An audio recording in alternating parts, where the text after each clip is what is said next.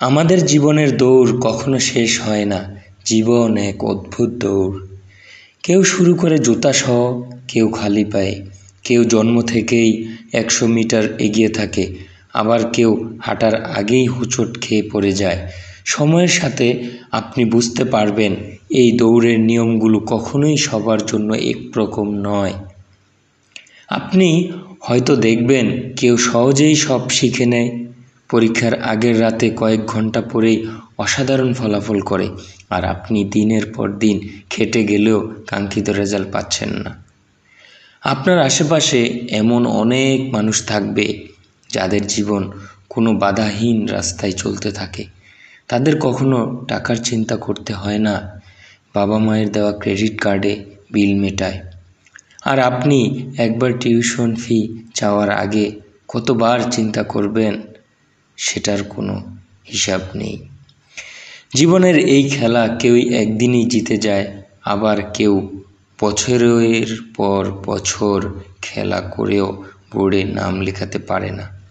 কেউ একটা স্টার্ট-আপ শুরু করেই সাফল্যের চূড়ায় পৌঁছে যায়, আর কেউ 10টা উদ্যোগ নিয়ে ব্যর্থ হয়ে লোনের বোঝা টানতে টানতে হারিয়ে যায়।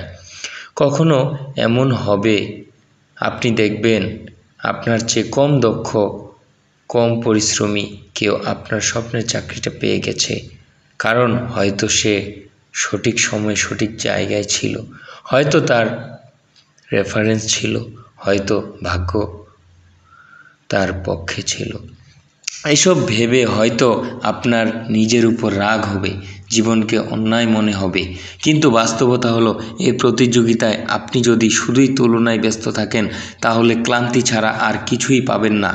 এখানে কেউ একটা গাড়ির মালিক হওয়ার স্বপ্ন দেখে, আরেকজন সেই গাড়িটা বদলে আরও দামি কিছু চায়। বড় ফ্ল্যাটের মালিক হওয়া মানুষেরও স্বপ্ন থাকে আরও বড় কিছুর। তাহলে উপায় কি? উপায় হলো নিজের লাইন ঠিক করা। এই দৌড় কারোর জন্য নয়, আপনার নিজের জন্য। অন্যের জীবনের দিকে না তাকিয়ে নিজের গতিতে এগিয়ে যাওয়া। জীবন সব সময় ফেয়ার হবে না, কিন্তু আপনি নিজেকে প্রস্তুত করতে পারেন, সময়ের সাথে নিজেকে গড়ে তুলতে পারেন।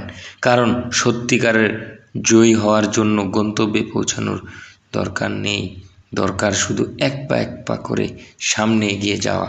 ইনশাল্লাহ সফল আপনিও হবেন।